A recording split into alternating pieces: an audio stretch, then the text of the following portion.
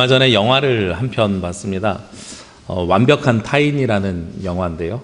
영화가 그런 내용입니다. 어렸을 적부터 속초가 고향이었던 5 친구가 부부 동반 모임을 가져요. 그런데 그 중에 4명의 친구가 모여서 앉아 있습니다. 4명이 모여 앉아가지고 저녁을 같이 먹으면서 한 친구가 갑자기 그런 이야기를 해요. 옛날 이야기를 꺼내면서 너 그거 아내한테 들켰느냐? 아내가 내 문자 메시지를 봐서 들켰다. 그런 건 빨리 지워야지 왜 가지고 있다가 괜히 들키고 그래. 뭐 이런 대화가 오가요. 그러니까 그 중에 그 아내가, 여자가 게임을 제안합니다. 오늘 밤에 우리 모두 다 스마트폰을 꺼내놓고 전화가 오면 스피커폰으로, 그리고 문자가 오면 다 공개해서 오늘 밤에 벌어지는 우리 스마트폰으로 오는 모든 것들을 서로 다 공유하자. 이게 이제 영화의 주된 내용입니다. 그래서 우리가 감추고 싶은 것들, 숨기고 싶은 것들이 얼마나 다 드러났겠어요. 그렇죠? 그게 영화의 내용인데, 제가 그 영화에 여러 가지 스마트폰에 얽혀있는 에피소드들이 있었거든요. 그런데 그 중에 하나 기억에 남는 것이 있었습니다. 뭐냐면 아내들이 다 어디를 가고 남자 4이 앉아가지고 그렇게 이야기를 하다가, 저녁 식사 중에 이야기를 하다가 문자가 띵띵띵 하면서 3개가 울려요. 4명이 앉아있는데 3개가 울립니다. 그러면서 한 친구가 아무 생각 없이 고개를 들면서 부킹 메시지 받았지? 이러는 거예요. 골프 부킹 메시지를 받았지? 하고 물어보는 거죠. 근데 3명이 받았는데 누구는 못 받았을까요? 그 중에 한 사람은 못 받았죠. 그래서 이 한 사람이 삐져가지고 왜 나 빼놓고 해? 어쩌고 저쩌고 이런 이야기가 이제 에피소드 중에 하나가 있습니다. 그걸 보면서 그런 생각이 들었어요. 우리가 함께 있지만 요즘 스마트폰이라는 게 생겨나면서요, 함께 있지만 따로 있는 삶을 또 살아가고 있는 거예요, 보니까. 그래서 과거에는요, 4명이 같이 있으면서 3이 따로 모이자 이런 얘기하기 굉장히 불편했었거든요. 그래서 서로 눈짓 주고 뭐 이러면서 나중에 끝나고 다시 만나 이런 이야기 그렇게 하는 거잖아요. 그런데 요즘은 스마트폰이 있어서 요즘 젊은이들, 청소년들, 청년들 보면 같이 앉아가지고요, 뭐 단톡방이라고 하죠. 카카오톡 서로 앉아있는 사람들끼리도 해요. 얼굴 보고 앉아있는데 말로 안 하고 굳이 이걸로 해요. 그러면서 4명 앉아있으면 그 중에 3명한테 대화를 하면서 또 여기 1명이랑 또 다시 또 대화를 해요. 이게 요즘 보여지고 있는 모습이 그대로 영화에서 드러나고 있더란 말이에요. 그러면서 얼마 전에 한 목사님이 하신 말씀이 기억이 났습니다. 한 목사님이 그런 말씀하세요. 그 사모님이 문화센터에서 음악을 배우고 있는데, 악기 하나를 배우고 있는데, 거기에 배우는 수강생 10명이랑 강사까지 해가지고 11명이 단톡방에 초대되어져 있다는 거예요. 그런데 옆에서 자세히 봤더니 그 단톡방이 하나가 있고 그 옆에 그 강사를 제외한 10명의 수강생만 모여있는 단톡방이 하나가 또 있더래요. 그래서 전체가 다 있는 데서는 선생님 오늘 수업 너무 재밌었어요. 오늘 입으신 옷 너무 멋져요. 이러는데 옆에 강사가 없는 단톡방에서는 자기들끼리 넥타이 색깔이 왜 그랬을까? 뭐 이런 이야기들을 하고 있더란 말이죠. 그러면서 그 목사님이 저희에게 해주신 말씀이 뭐였냐면, 아마 성도들도 그럴지 몰라요. 목사님까지 있는 단톡방이 다 있고요, 목사님만 빼놓는 단톡방이 있을 거예요. 우리가 거기에서 유연하고 거기에 우리 상처받지 않도록 노력해야 돼요. 이런 이야기를 하시는 거를 들은 기억이 나더라고요. 참 재미있는 것들이요, 단톡방이라고 하는 이 단체 이야기방인데, 단체라는 말이 사용되면서 동시에 이 단체라는 말이 무엇을 가지고 오냐면 소외라는 말을 가지고 옵니다. 아까 말씀드린 것처럼 4명이 있었는데 그 중에 3명에게만 문자가 갔잖아요. 그러면 그 중에 누구에게 소외감이 생겨요? 한 사람에게 소외감이 생기죠. 11명이 있는 단톡방이 있는데 10명이 있는 단톡방을 따로 하나 만들었어요. 그럼 그 순간에 단체라는 말이 표현되어 있지만 누구에게 소외가 생깁니까? 한 사람에게 소외가 생기게 되는 거죠. 그럼 이 한 사람에게 소외가 생기면 마음이 좀 불편할 때들이 있어요. 요즘 이것이 일상화되어 있을 수도 있습니다만 좀 불편해할 때들이 있어요.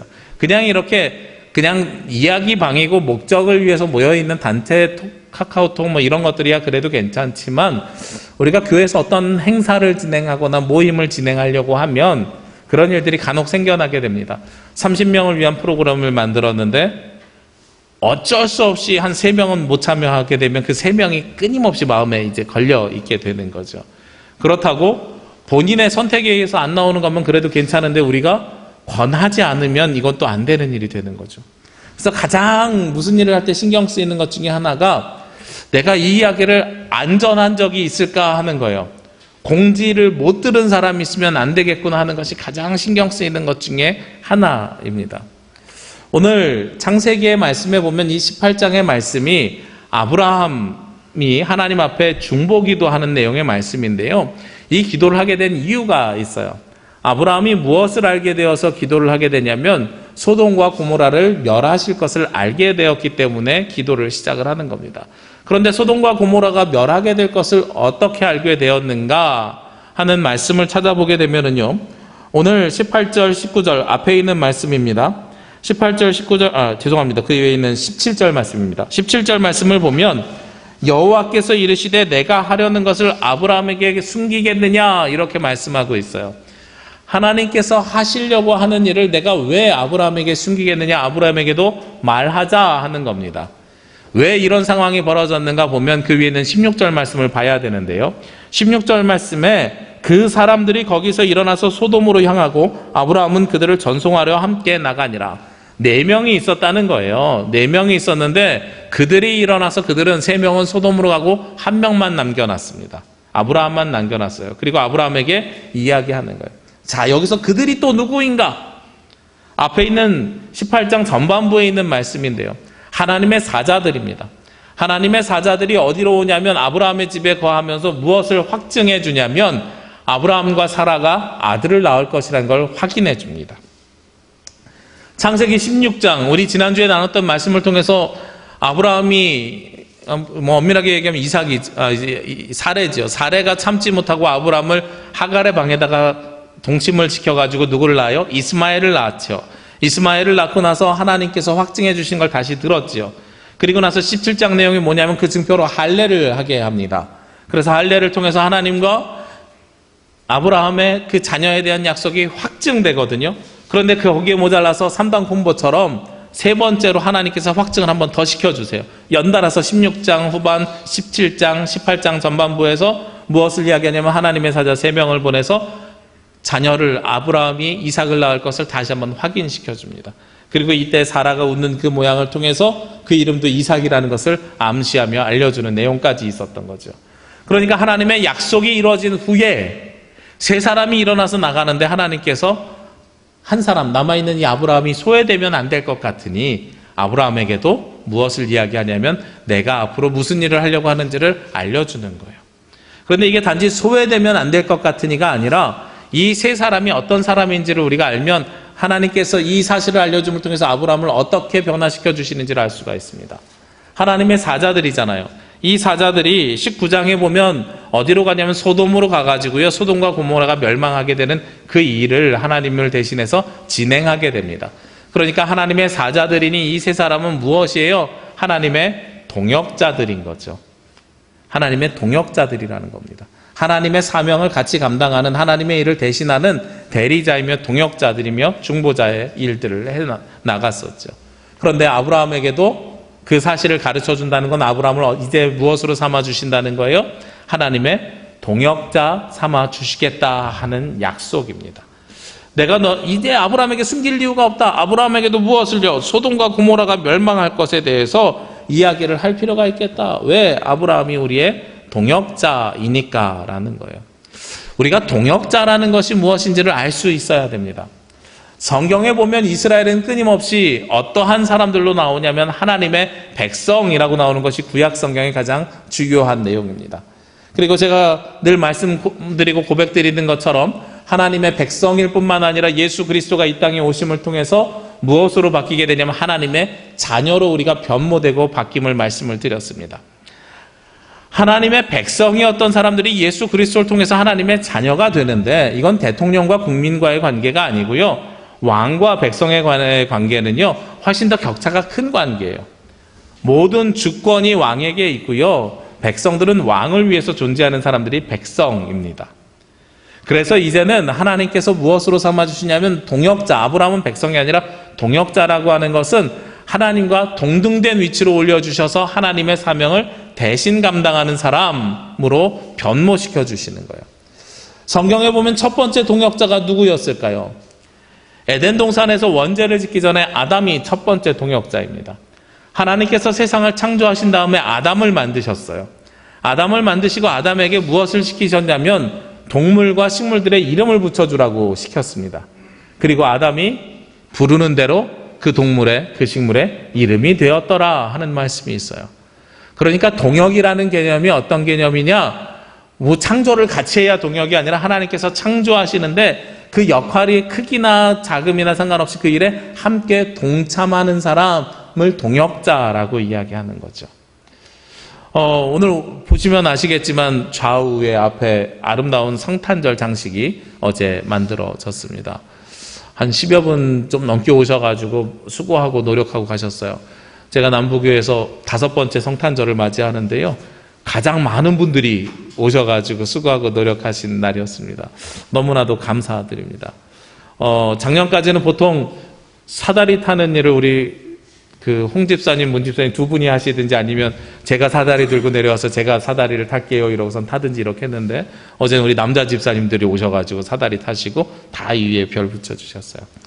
다 끝나고 맨 마지막에 제가 뭘 찾아서 내려왔냐면 저 앞에 있는 현수막을 찾아서 내려왔거든요. 그랬더니 우리 집사님 두 분이 현수막 어떻게 걸까요? 그래서 제가 놓고 가세요 그랬어요. 왜 놓고 가시라 그러냐면 저 현수막을 걸어야 될 친구가 하나가 있어가지고 저희 큰아들한테 저걸 작년부터 시켰거든요. 그래서 저기다 사다리를 놓고 저녁에 내려와라 현수막 걸어야 되겠다 그랬더니 아빠 이거 왜 내가 걸어야 돼요? 그래서 제가 그랬거든요. 피아노 사이에 사다리까지 껴있으니 얼마나 좁니? 아빠는 못 들어가. 네가 들어가서 올라가서 앞정으로 저거 한번 꼭 누르고 내려왔으면 좋겠어. 그래서 굳이 제가 그 일을 시켰거든요. 제 마음에는 어떤 마음이었냐면 예전에 영화를 보니까요. 성탄절 트리를 만들고 그 집의 막내가 맨 위에 별을 얻는 영화를 제가 본 적이 있어요. 그게 참 인상적이었어요. 그것을 통해서 뭐가 완성이 됩니까? 이 트리는 우리 온 식구가 함께 만들었다 하는 것을 완성되는 거죠. 가장 쉬운 일이고 가장 돋보이는 일을 가장 막내에게 시킴을 통해서 하나가 됨을 경험하게 되는 거죠.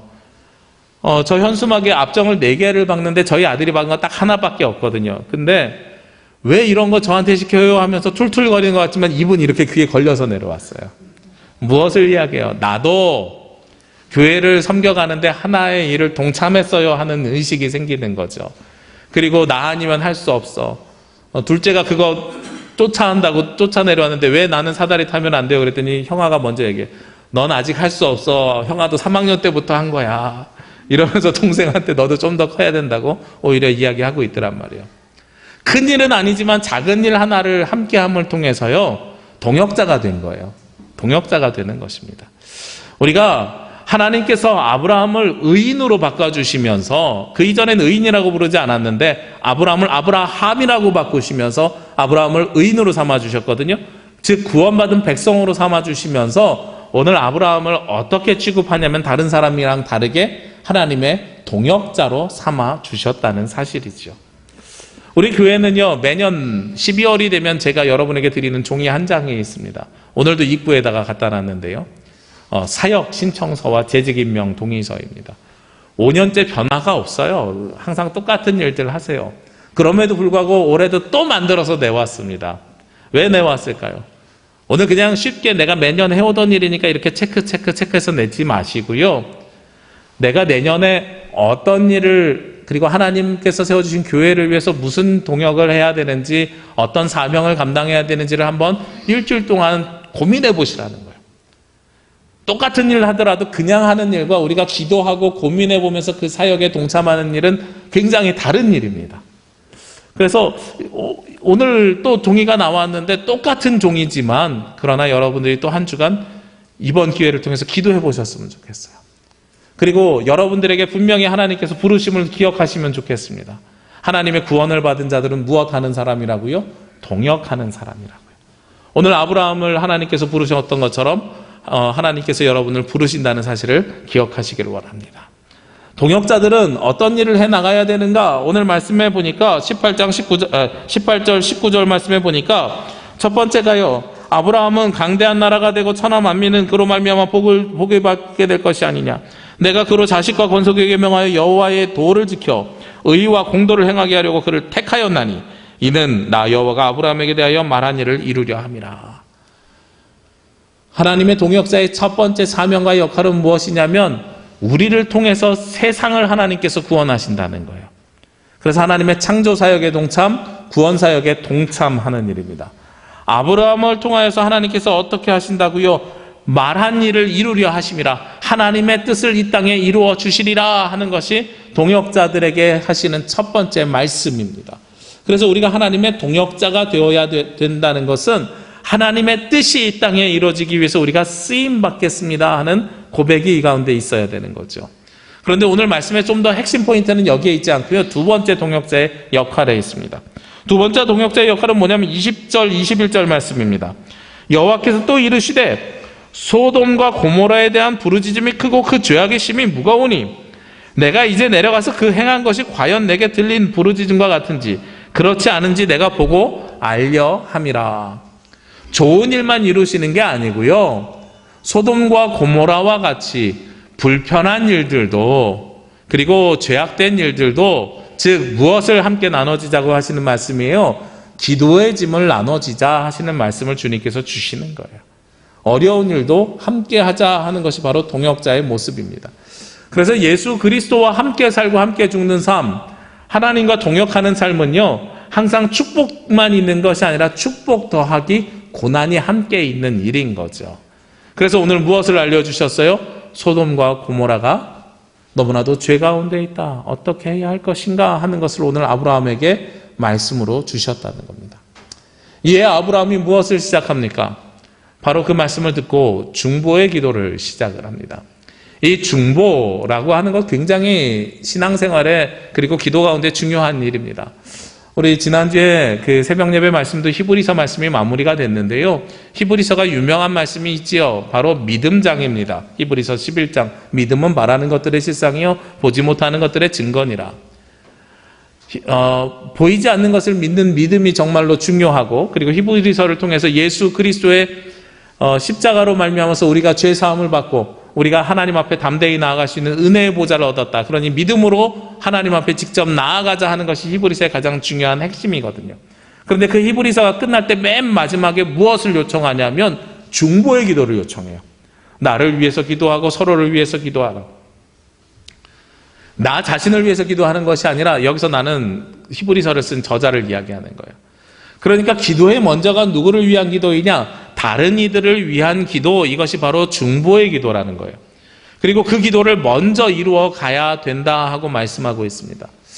제가 저희 나라에서, 우리나라에서 하는 많은 목회자들을 위한 세미나들을 다녔어요. 이 세미나라는 것이, 목회자들 다니는 세미나가 뭐냐면 어느 교회에서 어떠한 일들을 했더니 사례 발표하는 것이라고 생각하시면 됩니다. 이런 사역을 했더니 이렇게 성도들이 많은 은혜를 받았더라, 많은 활력을 얻었더라, 교회가 활동적이 되었더라 하는 것이에요.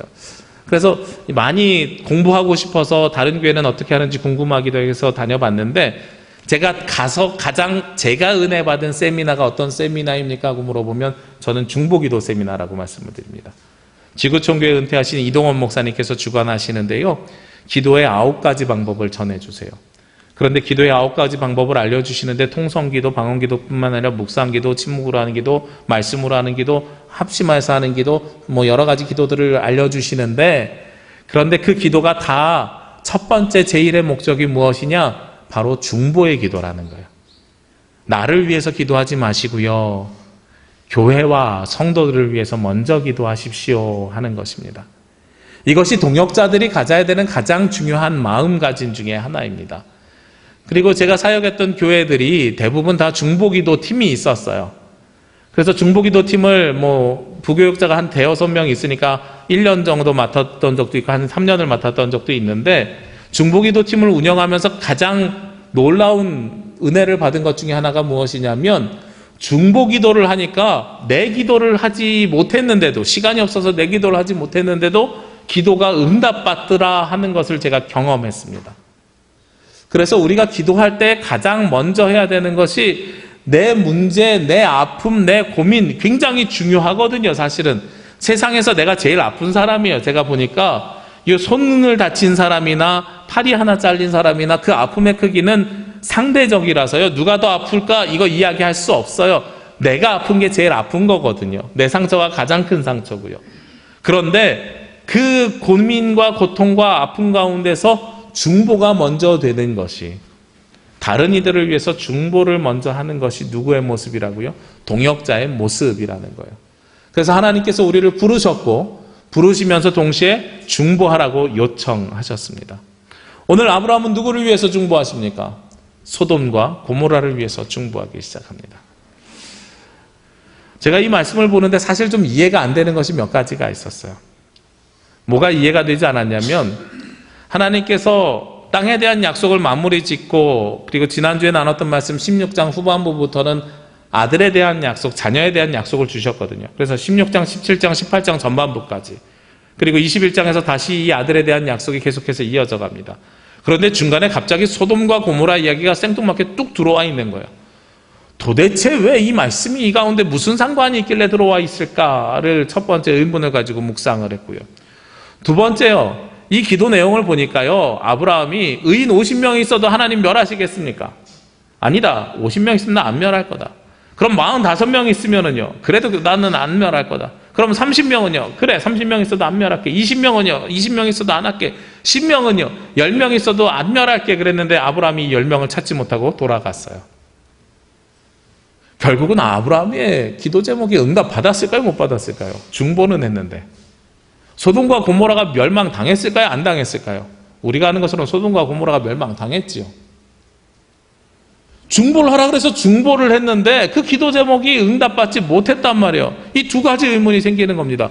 아니 갑자기 왜 소돔과 고모라가 나오고 믿음의 조상 아브라함이 기도했는데도 왜 응답받지 못하는 일이 생겨나게 되었을까? 그렇죠? 도대체 이 소돔과 고모라를 통해서 하나님께서 동역자로 세워주신 이 아브라함에게 무슨 말씀을 하시려고 하시는 것일까를 묵상하다가요 발견해낸 사건이 하나가 있습니다. 뭐냐면 가만히 쳐다보니까 이 소돔과 고모라가 어떤 땅입니까? 과거에 아브라함이 이들을 구원한 적이 있는 땅이에요. 잘 생각해 보시자고요. 아브라함이 소돔과 고모라를 위해서 전쟁을 하지는 않았지만 자기 조카 롯이 잡혀간 걸 보고 롯을 구하기 위해서 318명과 4개 나라의 연합군이 싸워가지고 이겼어요. 그래서 이겨서 전쟁에서 승리하고 돌아오니까 멜기세덱이 먼저 맞으러 나왔지만 멜기세덱보다 먼저 나온 사람이 있었죠. 그게 누구였어요? 소돔 왕이지요. 나를 위해서 전쟁해 주니까 고맙다고 소돔 왕이 인사하잖아요. 그렇구나. 하나님의 동역자가 되면서요 우리가 해야 되는 일 중에 하나가 바로 이 부분이라는 거예요. 아브라함이 소돔과 고모라를 위해서 물론 조카 롯이 있으니까 그를 위해서 기도했겠지만 소돔과 고모라를 위해서 열심히 기도하면서 깨닫게 되는 사실이 있습니다. 무엇을 깨닫게 되냐면 이 소돔과 고모라는 내가 살린 것이 아니라는 사실을 깨닫게 하시는 과정이 이 기도 가운데 숨어져 있는 거죠. 우리가 보통 사람이 가지고 있는 생각이 그래요. 어떤 생각이 있냐면 무슨 일이 다 끝나고 났어요. 끝나고 나면 그 일 누가 했어? 내가 다 했어. 이렇게 이야기하기가 쉽습니다. 저희 부모님 보니까 그래요. 그 아들이 그냥 평범한 아들이고 그냥 열심히 하는 아들 중에 하나인데 다른 아들과 별로 차이가 없는데 우리 아들이 굉장히 잘난 줄 알고 있나 봐요. 그래서 저희 어머니 말씀하시면 항상 그래요. 예전에 우리 큰아들이 한신교회라는 큰 교회에 있을 때 거기서 웬만한 일 우리 아들이 다 했어. 무슨 아들이 다 해요. 성도님들이 다 하고 거기 목회자 50명 있었는데 50명이 다 했죠.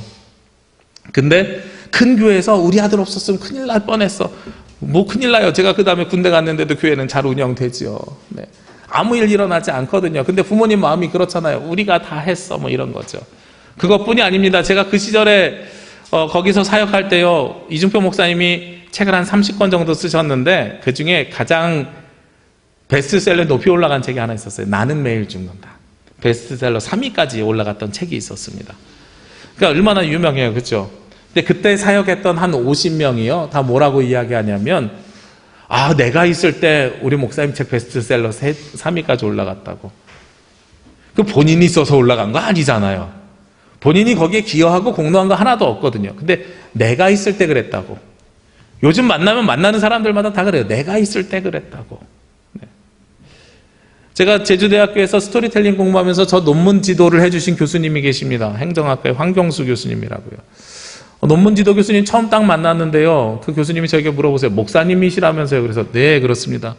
혹시 어느 교회에서 목회하십니까? 그랬더니 제주 남부교회에서 목회합니다. 그랬더니 갑자기 얼굴이 음찔하더니 하시는 말씀이 제가 그 교회 청년이었습니다. 이러시는 거예요. 그러면서 제가 있을 때는 그래도 한 7, 80명 모였는데요. 이러시더라고요. 청년들이 많이 모였어요. 음악을 좋아해가지고 그때는 많이 모였어요. 라고 이야기해요. 그래서 제주에서 음악 좋아하는 사람들은 다 그 교회 다녔어요. 이 말씀까지 하시는 거예요. 그랬군요. 이랬는데 다 이 안에 어떤 말들이 숨어져 있어요? 왕년에는 내가 있을 때는, 우리가 했을 때는, 이런 말들이 숨어져 있죠. 아마도 아브라함이 하나님의 동역자가 되면서요, 인간적인 마음으로 그럴 수 있어요. 소돔과 고모라 지나갈 때마다 저거 내가 살린 거야, 이럴 수 있단 말이에요. 그렇죠? 저거 내가 살린 거야, 내가 다 한 일이야, 이렇게 이야기할 수 있어요. 그럼 누가 드러나요? 하나님의 주권이 드러나는 것이 아니라 누구의 주권이 드러나요? 자기의 의가 드러나는 일이 생기게 되는 거죠. 요즘 교회에 많은 문제들이 생기는 이유들 중에 바로 그런 문제들입니다. 자기의 의, 동역자들이 세워지면서요, 자기의 의가 드러나기 시작하면 그 안에서 무엇이 생깁니까? 의를 드러낸 사람이 한 사람이면 괜찮은데 두 사람이 생기면서 서로 간에 내 의라고 싸움과 다툼과 시기와 질투가 생겨나게 되는 것이죠. 그러니 하나님의 동역자가 될 때 가장 중요한 것 중에 하나가 뭐냐면 내 의가 사라져야 되는 거예요. 아브라함이 이 중보기도를 하면서요, 하나님께서 중요한 말씀하십니다. 의인 50명이 아브라함 자신만만했을 것 같아요. 내가 전쟁해갖고 나 때문에 소돔이 살았잖아요. 그러니까 내가 50명 못 모으겠어? 못 모으잖아요. 45명 못 모으겠어? 못 모으잖아요. 30명 못 모으고요, 20명 못 모으고요, 10명 못 모으더란 말입니다. 내가 그거 못하겠어? 못하더라고요. 철저하게 아브라함이 중보기도 하면서 응답을 못 받은 게 아니라 오히려 소돔에 대한 응답을 못 받았지만 자기 자신에 대한 응답은 받았죠. 나는 아무것도 아니구나. 나는 아무것도 아니구나. 내 주권은 오직 주님께밖에 없구나 하는 것을 깨닫게 되는 것이 아브라함이 중보기도를 통해서 얻게 되는 사실이지요. 응답이지요.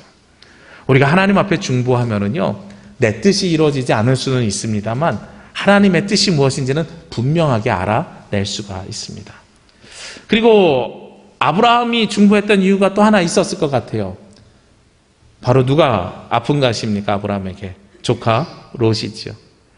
롯, 자기가 목숨 걸고 구하러 갔을 만큼 조카 롯이 있으니까 그를 위해서 기도했을 수도 있었을 겁니다.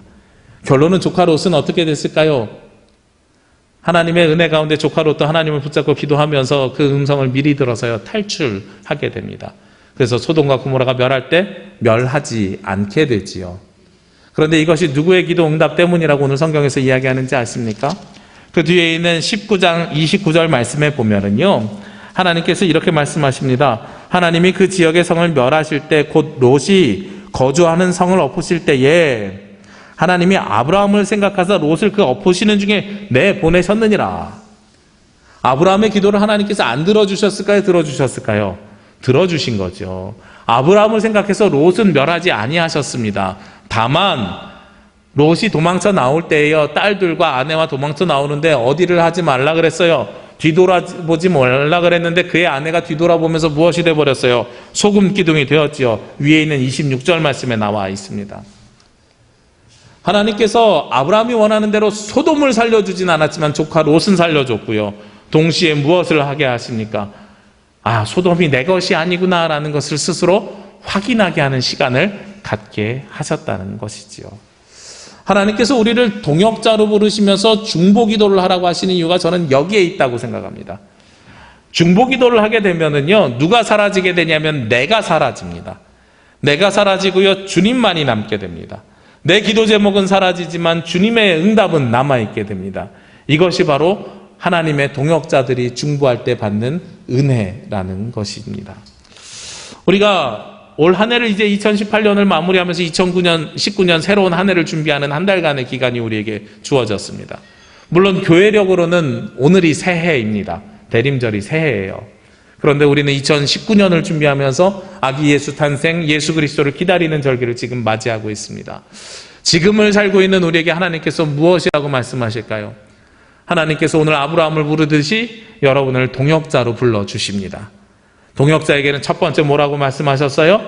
동역자를 통해서 하나님의 뜻이 이 땅에 이루어지기를 원하는 마음으로, 아브라함을 통해서 이 땅에 그 자손이 민족이 만들어지길 원하는 마음으로 하나님께서 복을 주셨습니다. 복을 주시면서 동시에 기도의 짐도 우리에게 주셨습니다. 우리가 그 기도를 행해 나갈 때에, 그 중보를 행해 나갈 때에 먼저 무엇이 사라져야 되냐면 나의 욕심과 내 것이라고 하는 나의 자만과 나의 교만, 오만이 사라져야 될 줄로 믿습니다. 그리고 나서 무엇만 남아 있어야 돼요? 오직 하나님의 뜻과 하나님의 응답만이 남아 있어야 되는 것입니다. 그것이 바로 대림절을 기다리는, 그리고 동역자로 우리를 부르시는 하나님에 대한 응답이고 우리의 삶입니다. 이번 한 주간이요, 세상에서 이제 살아가실 건데요, 연말을 지내시는 여러분들에게 기도와 중보가 있기를 원합니다.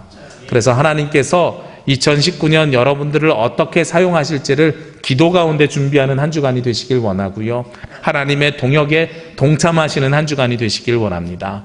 그래서 이 기간을 통해서 우리가 하나님의 뜻이 무엇인지를 분별하고 주님의 응답에 화답하며 응답하며 그 뜻대로 살아가는 저와 여러분이 되시기를 주의 이름으로 기도합니다. 기도드리겠습니다. 언제나 우리를 사랑하시며 우리와 함께 하시는 아버지 하나님, 감사와 영광 주께 올려드립니다. 주께서 사랑하시는 귀한 자녀들이 하나님의 동역자로 부르심을 받고 택함을 받았음을 믿고 고백합니다. 아버지 하나님, 귀한 성도들 불러주셨사오니 우리를 통하여 역사하시고 우리를 통하여 하나님의 뜻이 이 땅에 이루어질 수 있도록 인도하여 주옵소서. 아버지 하나님, 저희들 주님의 동역자 된 하나님의 자녀들이 하나님의 축복뿐만 아니라 하나님의 사역에 동참하며 이 땅을 위해서, 이 나라 이 민족을 위해서, 우리 교회를 위해서, 가족을 위해서 중보하며 기도하기를 원합니다. 저희들 그렇게 기도하며 주님 앞에 나아갈 때에 내 뜻대로는 아니지만 주님의 뜻 가운데 이루어지는 역사함을 경험하게 하여 주옵시고, 하나님, 우리의 기도 제목이 응답받는 놀라운 일을 경험하며 체험하며 고백하는 시간이 되게 하여 주옵소서. 이번 한 주간 세상에서 살면서 주님의 음성을 듣길 원합니다. 하나님, 말씀하여 주시옵소서. 이 모든 말씀 예수 그리스도의 이름으로 기도합니다. 아멘.